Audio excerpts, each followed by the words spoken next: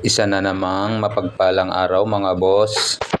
Umpisahan natin ang ating araw as usual ang maghanap buhay. Dahil nga ito naman talaga ang hanap buhay natin, kaya ito talaga ang gagawin natin sa araw-araw. Ito na agad ang bumungad sa akin sa umaga, ang dalawang customer ng mga bata. Dahil nga nauuso ngayon ang taper fade, itong dalawang mga teenager na to, yun talaga ang gusto nilang gupit. Dahil nga maraming nakapila, inumpisahan ko na agad ito mga boss. Usong-uso talaga sa mga kabataan ngayon ang magpagupit ng taper fade o di naman kaya ay low taper fade. Minsan nga re-request pa sa'yo na low taper fade with 16 guard. Pero dahil nga wala naman tayong 16 guard, kaya dinidiskartihan na lang natin yun sa pamamagitan ng paggugupit.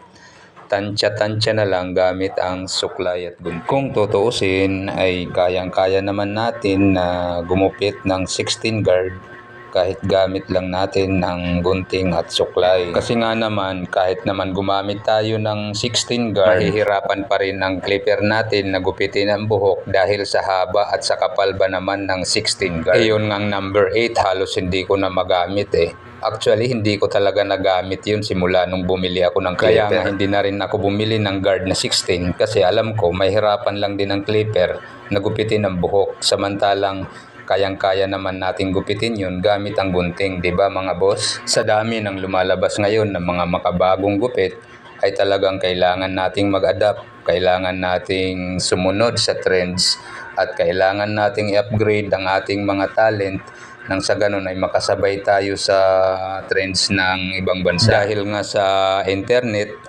aware na ngayon ang mga customer sa mga gupit dahil accessible sa kanila lahat ng mga pictures ng gupit at ang mga videos kung paano maggupit. Kaya lang minsan nagiging problema din yan kasi nga akala naman ng customer porket na panood niya ang video or nakakita siya ng ganong paraan ng paggugupit, akala na nila na mas marunong na sila sa barbero, di ba mga boss? Kung believe sila doon sa naggugupit sa internet, di sa internet na rin sila magpagupit, di ba mga boss? Yung iba, porque napanood nila sa YouTube kung paano maggupit ng ganitong klaseng gupit, akala nila mas marunong na sila sa barbero at tuturuan pa nila ang barbero kung paano gupitin ang ganito, kung paano gupitin ang ganyan, di ba mga boss? Nakaka-relate ba kayo dyan? Yan naman tayong mga barbero ay kailangan talaga ang mahabang pasensya, lalo na ngayon at daming umuusong gupit at akala ng mga customer ay mas marunong pa sila sa barbero. Karamihan ng kabataan ngayon ay yung mga makabagong gupit ang gusto, ang dami pang mga chichi-boriche, di ba mga boss? Kaya nga kailangan nating mag-adapt at mag-adjust tayo ng mga klase ng gupit para naman makasabay tayo sa mga trends. Na umulan at maingay ang bubong namin ay katapusin ko na itong voiceover ko, no mga boss. Gusto ko lang magpasalamat din sa mga viewers at nanonood sa aking mga video